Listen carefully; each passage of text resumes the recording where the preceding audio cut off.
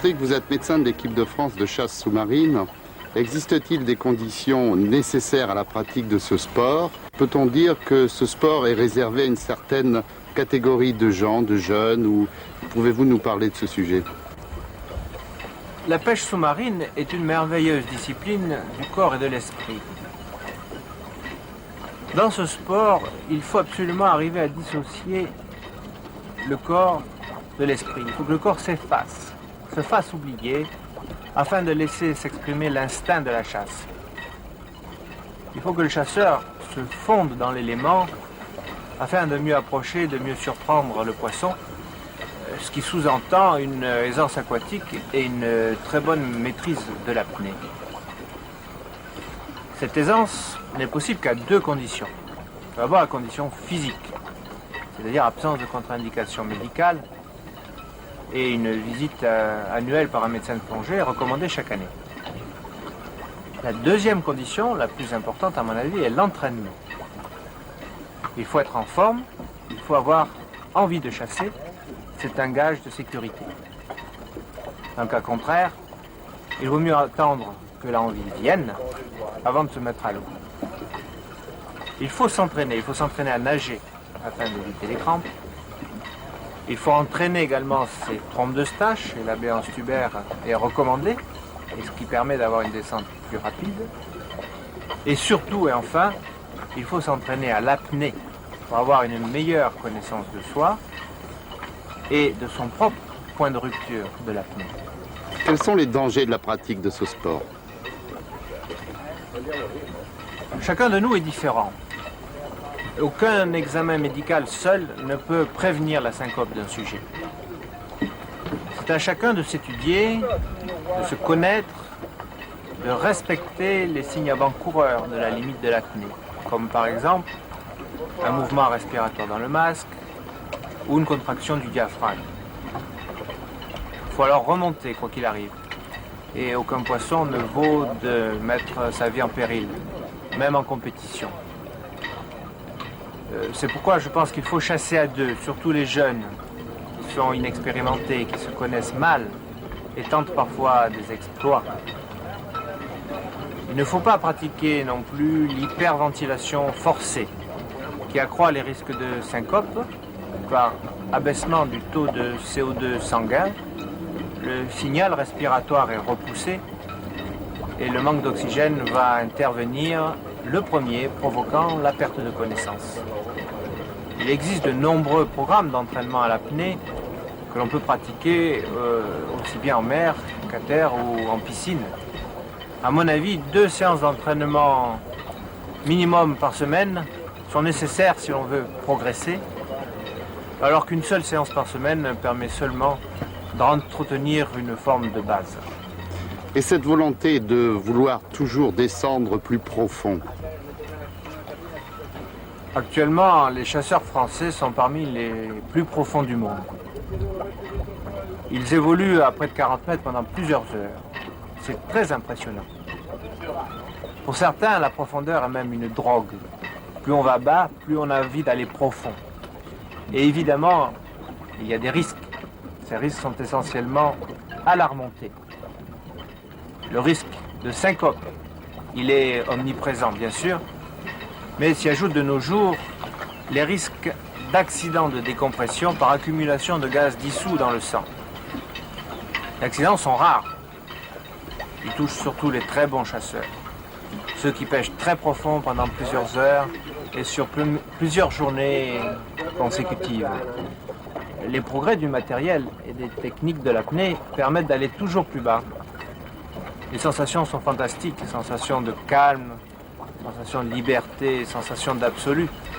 Mais comme dans bien des sports où l'on côtoie l'extrême, toute sensation forte a ses risques. Merci.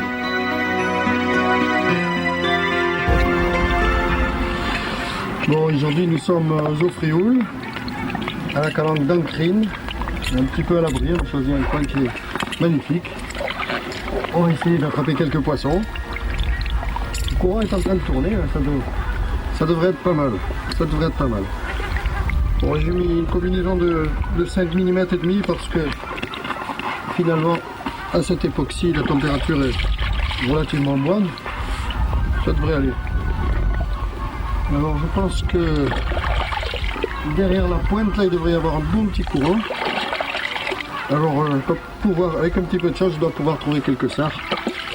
Mais il faut attendre encore, le courant n'a pas bien pris. Je pense que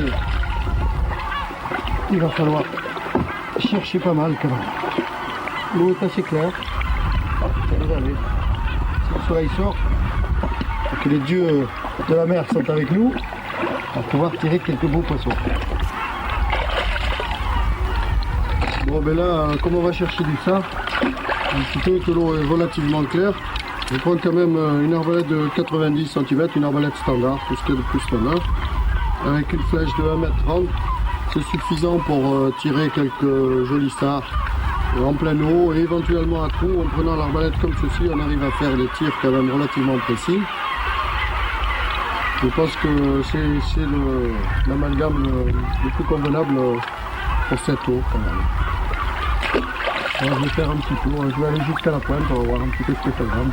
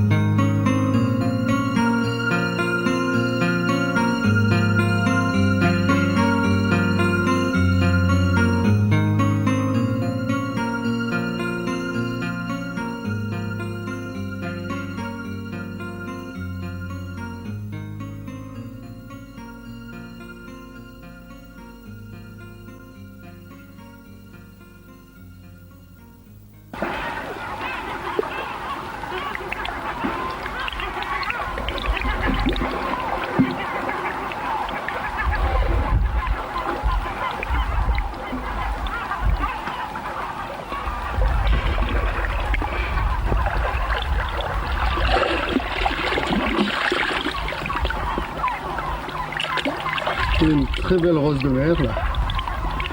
Elle est magnifique pour la décoration, on la laisse sécher.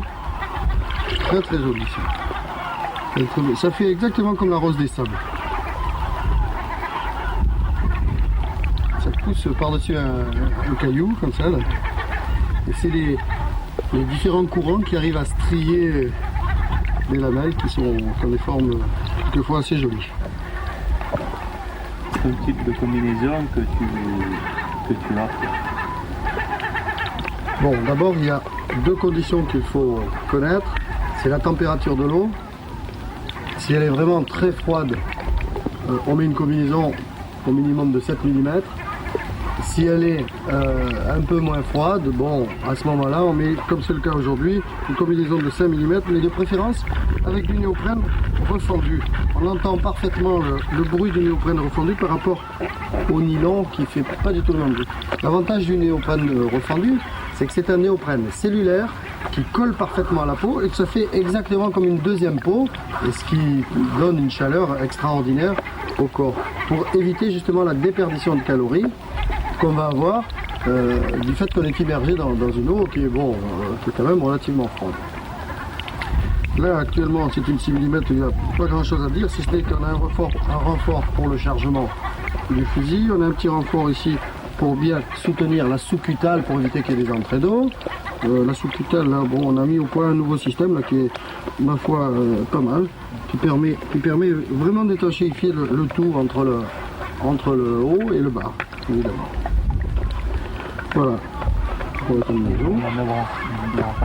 Pour question aisance, le néoprène est assez souple par rapport à ce que se faisait avant. Voilà, par rapport aux combinaisons qu'on a connues il y a 20 ans, c'est sûr que ça n'a rien à voir parce qu'on arrive à obtenir des néoprènes qui sont extrêmement souples tout en conservant une isothermie pratiquement idéale. Pratiquement l'isothermie qu'on avait il y a 20 ans. Est-ce que tu attaches une importance aussi dans le choix de la couleur de la combinaison? Parce que maintenant, on voit des combinaisons de toutes les couleurs. Est-ce que ça a une importance pour pratiquer la chasse? Oui, la couleur est très importante, bien qu'on dise que les poissons ne voient pas la couleur. Il faut à tout prix se fondre et se confondre dans le milieu, il faut devenir poisson en quelque sorte. On a choisi le coloris vert parce qu'en fait, il y a beaucoup d'algues vertes. Il y a beaucoup d'algues vertes et lorsqu'on reste immobile au fond de l'eau, au milieu des algues vertes, on se confond parfaitement. Et ce qui nous permet, avant de tirer le poisson, de l'observer, de l'étudier et de savoir comment on va pouvoir l'approcher pour le tirer. C'est ça le plus important. Voilà. Bon, ben, au niveau de l'aisance, ici on a obtenu des coupes depuis un certain nombre d'années qui permettent de ne plus avoir du tout de couture sous les bras, ce qui permet d'éviter les échauffements d'une part et d'avoir une aisance exceptionnelle. Parce que quand même dans l'eau, lorsqu'on fait de la chasse, on a besoin de se mouvoir, on a besoin de se ventiler, il ne faut pas que ça empêche de respirer. Ça permet de bien se ventiler, de bien respirer et surtout d'être très à l'aise dans l'eau. L'aisance est très importante. On arrive à avoir des bras préformés ici, les jambes aussi sont préformées, on évite les coutures au niveau derrière, immédiatement derrière les genoux. C'est vraiment super, ça colle à la peau, c'est une seconde. Bon, d'autre part aussi, on y a adjoint des manchons d'étanchéité qui sont dans un néoprène un tout petit peu plus fin et un tout petit peu plus serré, en ce sens que quand même du fait qu'il est plus fin, on peut le serrer plus, ça fait une étanchéité encore supérieure à celle, en plus c'est avec du néoprène lisse là, hein, donc il n'y a pratiquement pas d'entrée d'eau. On a fait là autour de la cagoule, on a fait un petit manchon aussi qui permet une étanchéité presque parfaite, en dehors du fait que moi j'ai la barbe et que j'ai quand même un petit peu d'entrée d'eau à ce niveau là, mais autrement ça passe très bien. Techniquement, c'est pratiquement ce qu'on fait de mieux au monde. On peut difficilement trouver mieux. Point de vue esthétique, souplesse, étanchéité, en fait, tout est allié en un seul modèle. Bon, au niveau des fusils, en France, on préfère, et de loin, utiliser des arbalètes à sando, à élastique, comme ceci. C'est ce qu'il y a de plus simple, de plus rationnel. Parce que en fait, il existe tout un tas de fusils ou d'arbalètes à air comprimé qui sont pas mal, mais qui correspondent à mon avis plus à une chasse et à une pêche de gros poissons, parce que en fait, ça propulse une flèche qui est beaucoup plus épaisse, qui a peut-être un peu plus de puissance, mais qui a quand même un petit peu moins de précision au niveau des tirs de loin. Et c'est ce qui explique que les Tahitiens, les premiers, ont utilisé l'arbalète à sando. Moi, de mon côté, j'ai voulu une arbalète qui soit très légère, très simple et qui s'adapte bien au milieu marin. C'est-à-dire qu'il y a un modèle qui est vert, l'autre modèle est noir, mais aussi avec des sandos verts. D'autre part, lorsqu'on la tient en main comme ça, le poisson est bien entendu en direction du poisson. Le poisson ne voit absolument pas tout ce fluo. Ce fluo permet tout simplement, lorsqu'on lâche l'arbalète au fond à la suite d'un tir et qu'il y a pas mal de profondeur ou bien que l'eau est trouble, de la voir très facilement, de la repérer très facilement. Et c'est très important parce qu'il arrive souvent qu'on perde l'arbalète, quand il y a du courant notamment. Donc, au niveau des sandos, je fabrique des sandos en latex qui sont super. Là, ils sont verts, ils ont enfin beaucoup de qualité, une vitesse de récupération un peu exceptionnelle et ils sont quand même relativement faciles à armer. D'autre part, au niveau du jeu d'obus, je préfère et de loin un jeu d'obus qui soit articulé, de façon à permettre, si on est un petit peu de travers ou si on n'est pas très droit, un chargement facile et surtout cela évite de casser le jet d'obus, ce qui a pour effet d'être obligé de le changer, etc. Au niveau de la légèreté de mon arbalète, j'ai résolu le problème en évitant toute visserie au niveau des cassettes, au niveau de toutes les jointures de la poignée. Ce qui fait que par rapport à tout le monde, bon, c'est très léger, c'est très rationnel, c'est simple. Au niveau de la tête aussi, j'ai mis pour fixer la tête au tube une vis en nylon armée de fibres de verre, ce qui permet d'éviter la corrosion entre deux métaux différents. Enfin, c'est tout simple et c'est efficace. On n'a pas besoin d'autre chose pour espérer attraper du poisson. Bon, les palmes, actuellement, c'est ce qu'on fait de mieux. Dans le domaine de la palme, c'est ça. C'est une palme longue. C'est le meilleur amalgame possible, en ce sens que la voilure est relativement raide pour transmettre l'effort du chasseur avec un minimum d'effort. C'est-à-dire que lorsque le pied est bien pris, bon, dans ce caoutchouc qui est un caoutchouc de synthèse, qui est surmoulé par-dessus cette voilure qui est une voilure relativement rigide, donc deux matériaux différents, lorsque le pied est bien pris dedans, il permet de répercuter immédiatement le moindre mouvement de la jambe sur toute la longueur de la voilure, ce qui permet d'avancer vraiment pratiquement sans effort. Et au niveau de l'apnée, c'est très important, parce que qu'on fasse de l'apnée pour le plaisir, pour faire simplement des plongées profondes, ou qu'on fasse de l'apnée pour chasser, ce qui est important, c'est d'économiser la réserve d'air contenue dans les poumons. Et donc, il faut faire le minimum d'efforts pour être à l'aise et pour pouvoir faire des apnées correctes, pour pouvoir observer le fond, pour pouvoir chasser, pour pouvoir bien s'intégrer au milieu. Vraiment, c'est vraiment ce qu'on fait de mieux au monde. On peut difficilement dire autre chose, parce que les palmes courtes, à mon avis, c'est quand même un petit peu révolu, bien qu'il y ait encore des gens qui les utilisent. Au niveau des débutants ou des gens qui démarrent la chasse, est-ce qu'elles ne sont pas plus difficiles à utiliser? Je ne pense pas qu'une palme longue soit plus difficile à utiliser. C'est à mon avis simplement une adaptation qui est un petit peu plus longue. C'est une autre façon de nager, c'est une autre façon de s'intégrer au milieu, c'est une autre façon d'évoluer dans l'eau. Il faut, lorsqu'on chausse une paire de palmes longues, il faut réapprendre à nager avec ça. On se rend compte immédiatement que ça ne sert à rien de fouetter l'eau comme un fou, parce que ce sont des gestes perdus. Il faut simplement s'intégrer et donc faire des mouvements d'amplitude très lents qui vous permettent d'avancer convenablement et avec le moindre effort. Le masque idéal n'existe pas. Je crois que c'est ce qu'on peut dire, parce qu'il y a peut-être sur le marché une centaine de masques différents. Ce qu'on peut dire, c'est que le masque doit être d'abord très bien adapté au visage. C'est ça qui est le plus important. Il faut qu'il plaque bien sans favoriser d'entrée d'eau. C'est-à-dire qu'il faut éviter qu'il y ait des entrées d'eau.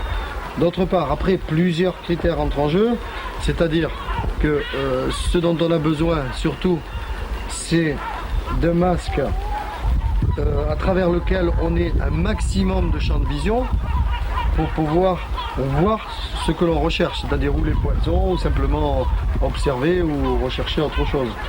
Et donc, à ce niveau-là, il faut vraiment toujours essayer d'avoir un maximum de champ de vision. Et pour ce faire, il n'y a qu'une solution, c'est-à-dire mettre le masque sur le visage et puis prendre des points de repère avec les bras tendus. Et à ce moment-là, on se rend compte du champ de vision. D'autre part, pour pêcher profond, de plus en plus, beaucoup préconisent des masques à petit volume d'air.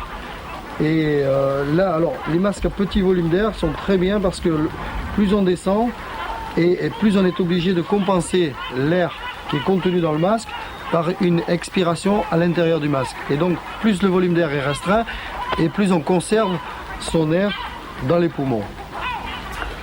Bon, ce qu'on peut dire sur le tuba, c'est que en fait, il faudrait qu'il soit d'un diamètre égal à un point milieu de la trachée pour favoriser une respiration correcte. Ceci dit, il existe des tubas tout à fait classiques comme celui-ci, à travers lequel on respire parfaitement bien. Le tuba est retenu par un petit embout que l'on met dans la bouche. En fait, il faut que le tuba dépasse à peine de l'eau pour permettre une respiration correcte. D'autre part, il existe des diamètres beaucoup plus gros qui favorisent un petit peu la respiration, mais qui ont un petit inconvénient malgré tout, c'est que lorsqu'on s'immerge et que l'on remonte, il a d'autant plus d'eau à l'intérieur que le volume est gros.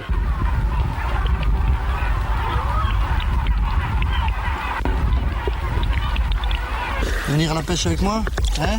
Allez, on va faire un petit tour dans l'eau tous les deux. Allez, allez, va le chercher. Allez, va aller chercher ce poisson là. Allez, va chercher ce poisson là. Oui, ce poisson. Ce qu'il faut dire toujours, c'est que lorsqu'on part du bord, il faut toujours se ménager un point de sortie où on va pouvoir ressortir si la mer se lève, ressortir sans risquer de se blesser. Et c'est très important, surtout au niveau de l'Atlantique, parce qu'en Atlantique, avec la marée qui monte et puis les vagues qu'il y a, il vaut mieux toujours se ménager un petit coin à l'abri où on est sûr de sortir en toute tranquillité. Bon, ben je vais aller voir à cette pointe, un peu voir ce qu'il y a.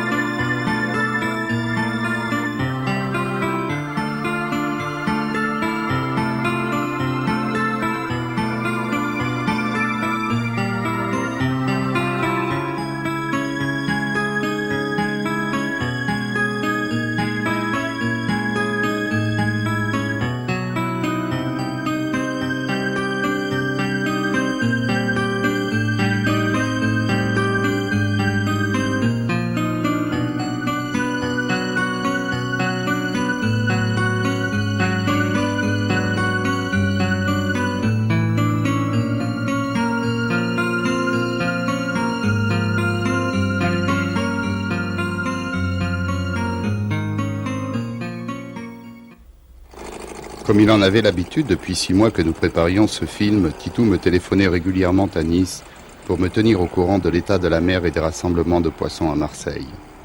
Il me fit donc venir pour le lendemain matin. Les loups seront au rendez-vous, me dit-il, et les eaux seront claires. Je contactai alors Albert Cayazo qui devait faire les prises de vue sous-marines pour être prêt pour le lendemain matin.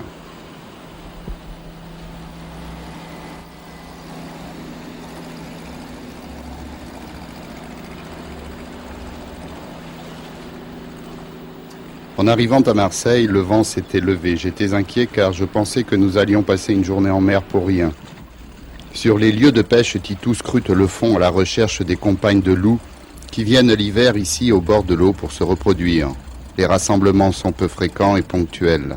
Il ne faut pas rater ce rendez-vous car les occasions sont peu nombreuses. Penché, la tête dans l'eau, il conduit son bateau. La technique est simple mais efficace. Avec le pied, Titou conduit le bateau à faible allure, alors que pendant ce temps, il immerge sa tête dans l'eau pour observer le poisson. Une fois le poisson repéré, il jette l'ancre pour assurer son embarcation, puis il se jettera à l'eau. Après plusieurs heures de recherche infructueuse, mes doutes allaient se confirmer. Nous n'aurions pas de poisson aujourd'hui. C'est tout du moins ce qu'en pense Titou.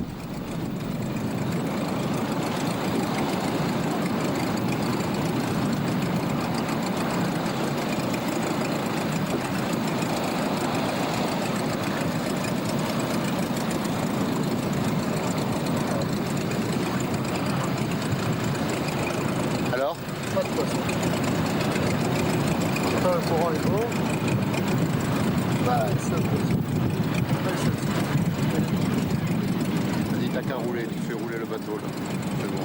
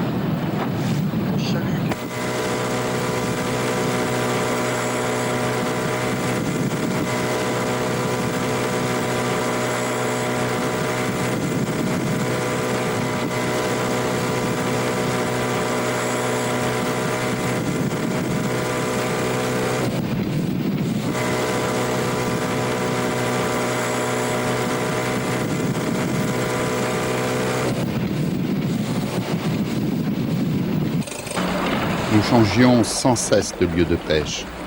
Et soudain, sans rien dire, Titou décida de jeter l'ancre et de se mettre à l'eau.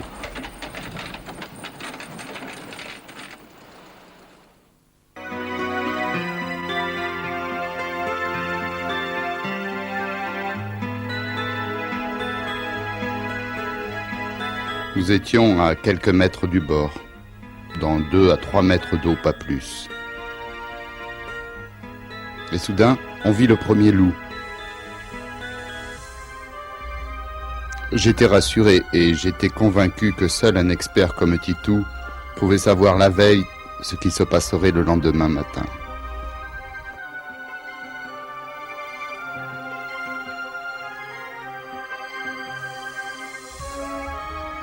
J'avais fait monter par Albert Cayazo une caméra spéciale qui était fixée sur l'arbalète et qui permettrait de filmer en gros plan le tir des poissons. Au détour d'un rocher que Titou aborda avec camouflage et précaution, nous fûmes surpris de la quantité de poissons qui étaient au rendez-vous. Des centaines, voire des milliers de loups se promenaient tranquillement dans 2 ou 3 mètres d'eau. Notre patience fut récompensée, la chasse sous-marine pourrait enfin commencer.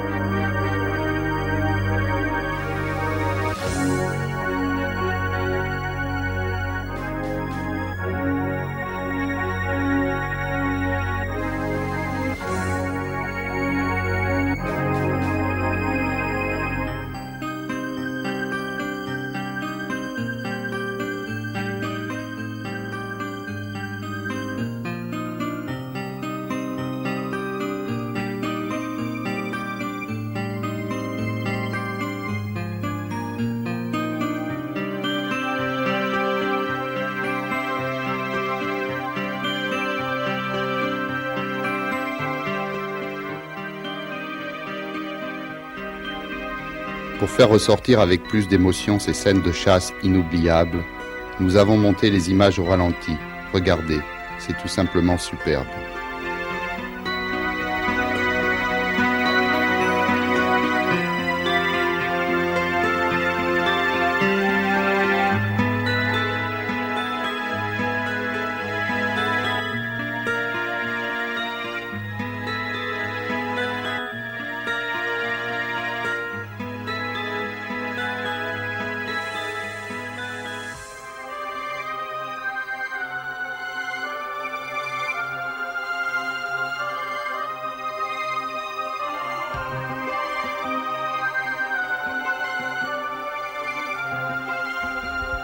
Il semble que cette chasse soit d'une simplicité enfantine.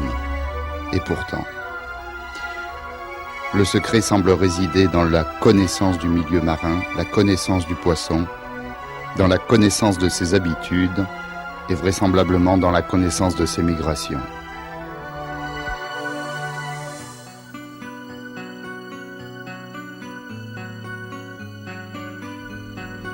De préférence, Titou chasse les mâles et épargne les femelles, que l'on reconnaît aisément à leur ventre plein. Leur ventre est beaucoup plus redondant, la forme est beaucoup plus arrondie que le mâle. On reconnaît aisément la femelle. Et il arrive parfois que les femelles atteignent des tailles énormes. Alors, on ne résiste pas, surtout si on n'a pas le choix. On tire. Pour chasser le loup dans ces conditions, la méthode est simple. Il faut se positionner au fond, plaquer sur le sable à l'agachant. Décontracté mais vigilant, il faut attendre que le poisson soit à portée de tir. Et si, comme ici, on a le choix, on tirera le plus beau spécimen. Le loup est à la fois curieux et méfiant de nature. Il arrive fréquemment qu'il tourne autour du chasseur, mais comme s'il connaissait la portée de la flèche, il se tient à distance. Il faut alors user de stratagèmes pour pouvoir le faire approcher et le mettre à portée de tir.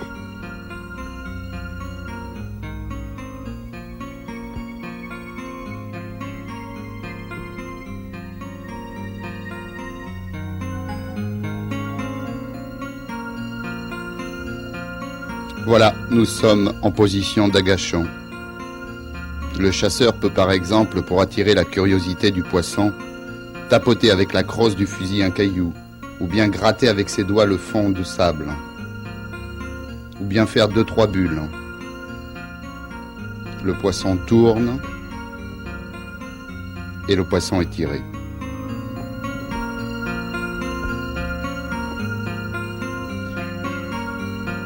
Le loup, surpris par ce bruit bizarre, oubliera sa méfiance pour laisser place à sa grande curiosité et sera alors vulnérable. Les loups que nous avons pris ce jour-là faisaient entre 6 et 8 kilos, des spécimens énormes.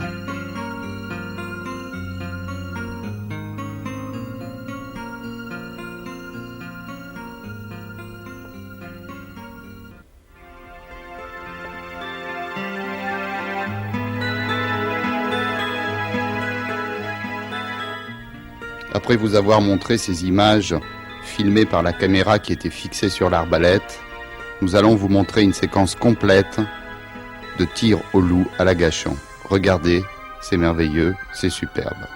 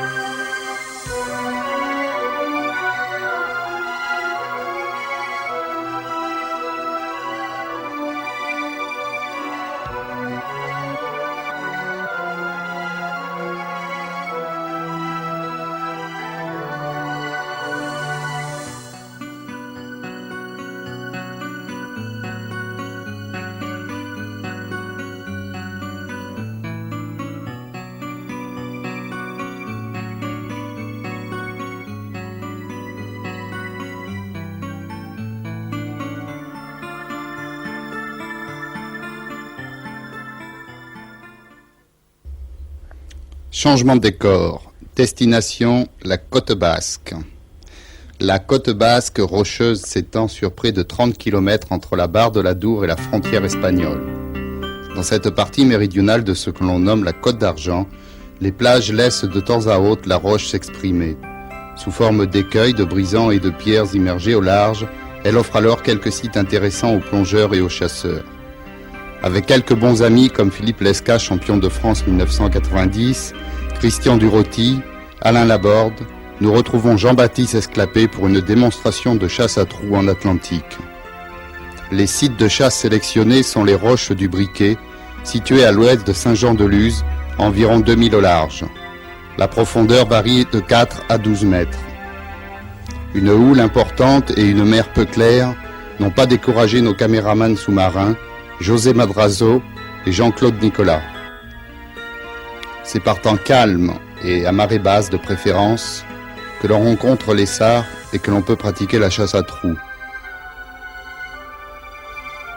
Ici, en Atlantique, les conditions climatiques conditionnent le choix dans la méthode de chasse.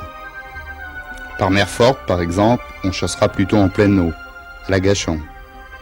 Le vent le plus défavorable est le vent d'ouest, qui peut être très violent. Philippe Lesca, dans un article paru dans le magazine Apnéa, nous indique les principaux lieux de chasse que l'on peut trouver dans cette région. On peut commencer par exemple par la digue nord de l'Adour, la pointe Saint-Martin, la plage de Biarritz, aux alentours de la Roche Ronde ou de la Roche Plate. On peut essayer aussi le rocher de la Vierge. Dans la zone de la plage du Port-Vieux à la plage des Basques, les chasseurs biarrois fréquentent les îlots de Caritz, le Petit et le Gros, ainsi que le rocher du Boucalo. La Mouscariette est une zone de petits rochers et de sable où l'on trouve de nombreuses failles. Enfin, toute la côte est finalement très poissonneuse.